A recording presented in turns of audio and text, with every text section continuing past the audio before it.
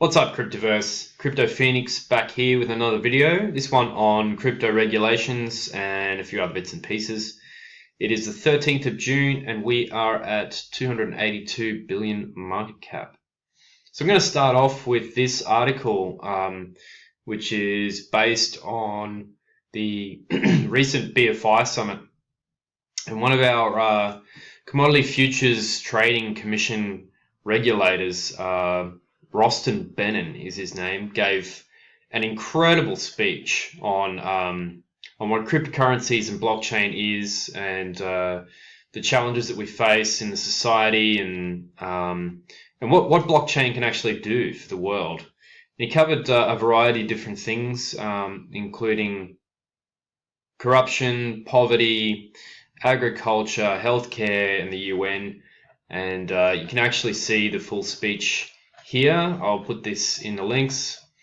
And it was really profound to see a regulator with this kind of view. I mean, the guy gets it. He understands that there's a kleptocracy, and he understands what blockchain is going to do for the world, and how we can alleviate really important things like poverty and financial inclusion in countries that, they can't afford to put a bank all over the place, and things like this, healthcare and agriculture. It's really, really amazing to see how this guy's generated such a really, really good view about what they can do. So this is a regulator who's got the finger on the pulse. What they do is they pursue things like fraud and market manipulation.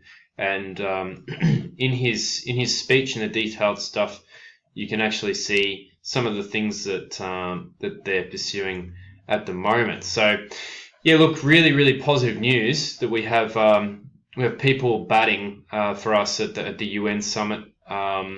It's good. It'll take a little while to filter through, I think, particularly to the US stuff. But other than that, really, really, really bullish news. Really good stuff. So the next thing that we're going to cover is Bahrain. So Bahrain actually granted a regulatory sandbox to a Dubai cryptocurrency exchange called Palmex. And the interesting thing about this is the Central Bank of Bahrain actually granted the regulatory sandbox. So in this framework, we actually have a central bank, which is defender of all fiat currency, that has enabled regulation. So this is really bullish news.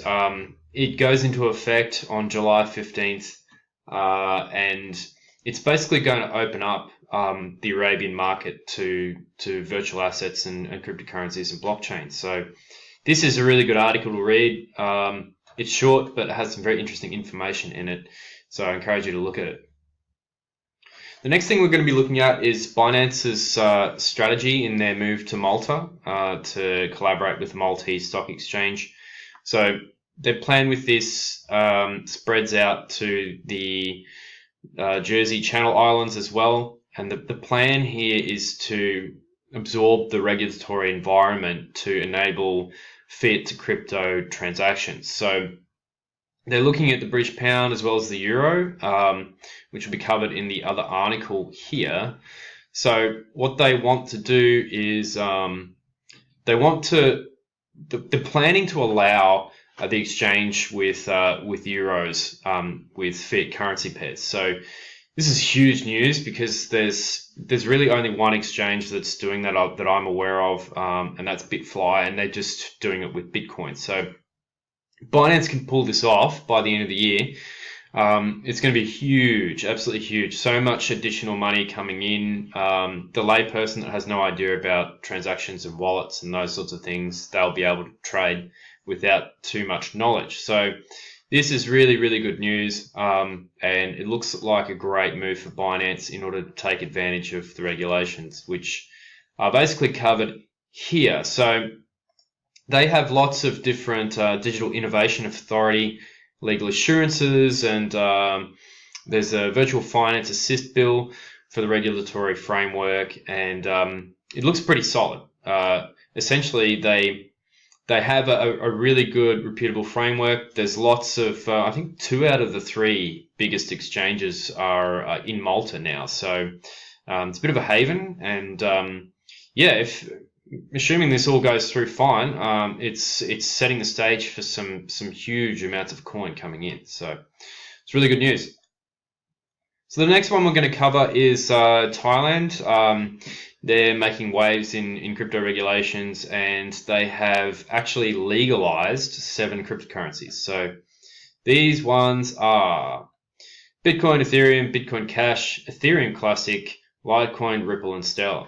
Now, we've seen a lot of news very recently about Ethereum Classic, and starting to get a lot of play. So I'll come back to that in a moment, but these particular set of news from Thailand is really great. They have licenses, they have different fees and structures according to how much you can invest, how much you can get from ICOs and ICO restrictions, and it's good. It's good. We need this kind of stuff. So it's setting the playing field. We're starting to get some traction as to how these regulations are going to look. And look, I think what's going to happen is we're going to have different countries with different regulations, and different investors are going to start to gravitate to different places. So, you know, you've got Estonia, you've got Malta, you've got Thailand. I'm sure I'm missing a few. Please let me know in the comments. But what I think is going to happen is we'll have varieties of different types of regulations to suit different things for different governments, and depending on the type of ICO or the type of investment that you're looking at, will open the door to a better angle for different types of investors. So it's good that we're getting some regulations in. The more the better, because then we can see where the market's at. And honestly, I think what will happen is people will just start moving around. I know I will be. So the next one's an oldie but a goodie. I say oldie because it's literally exactly a month old, but it's relating to Yahoo Japan and their parent company, Z Corporation, who have bought a 40% stake in crypto exchange BitArg. So BitArg is actually not running at the moment, and we know that there's a very large amount of exchanges in Japan that will be opening up. So it's interesting that Yahoo are dipping their toes in the crypto space, and you know, some people have talked about how we might get more cryptocurrency ads and stuff on Yahoo's websites.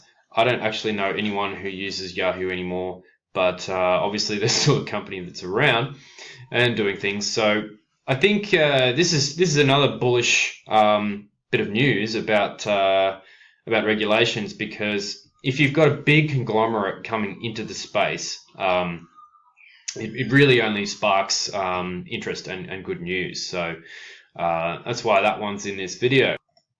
The last piece of information about regulation is about Korea and how they're going to regulate cryptocurrency exchanges, similar to commercial banks. So what they want to do is legitimize the industry, and everyone's trying to figure out how to do this. So the challenge exists from differing opinions and regulatory bodies, and the good thing is we're starting to get discussions and some traction. You know, there are countries that are doing it. So the main thing that we want to hit is China, honestly, but Korea is you know, there's a lot of money coming out of Korea for this. Japan is honestly at the head of the game, and these policies that this particular one, the Korea Financial Intelligence Unit, are having a look at implementing, are very similar to Japan, and I think it's good. It's good. We need these regulations, because sitting behind the regulations is institutional money. So that's the purpose for this video. I think we're starting to get somewhere, and this is really good. So hopefully these regulations all come into play and stop scaring people off for things like money laundering and terrorism, and you know, then we can start educating people on how to use the currencies and how to trade them. We'll get more volume and the market cap will increase.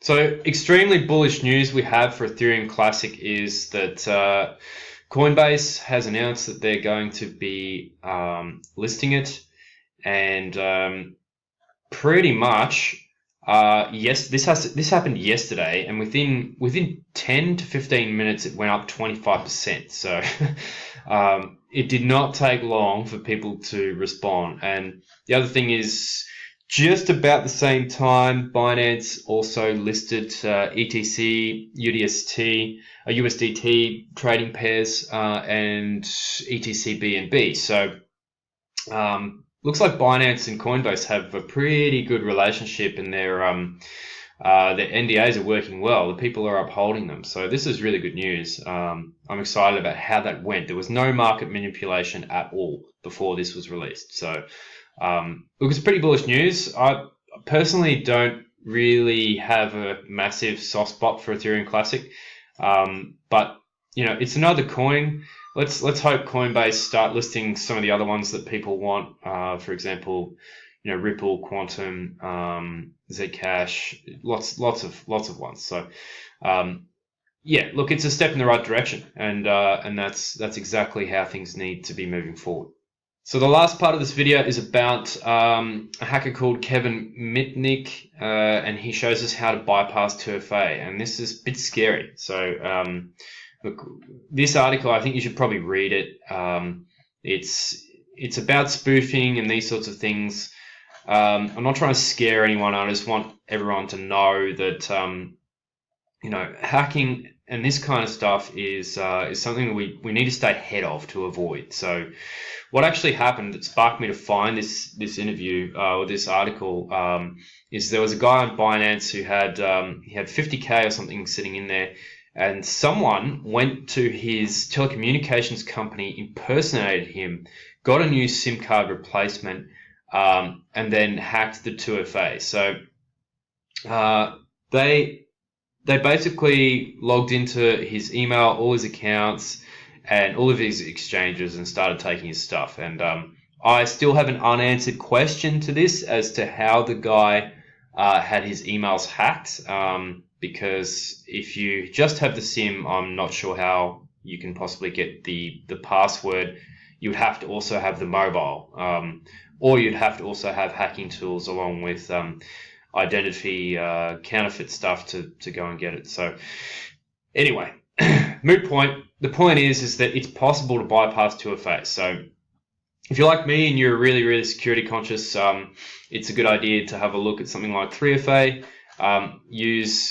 Use other means to secure your passwords. And if you're making withdrawals or anything like that, you should have 2FA, Google Authenticator, as well as SMS, as well as email, and something else if possible. But make it as secure and as hard to get around as is possible at all. So yeah, thanks for watching, guys. If you liked the video, please hit like, hit subscribe for more videos. There's more coming out soon. It's going to be a big week. And throw me any comments and suggestions for new videos you might have. And until next time, happy trading.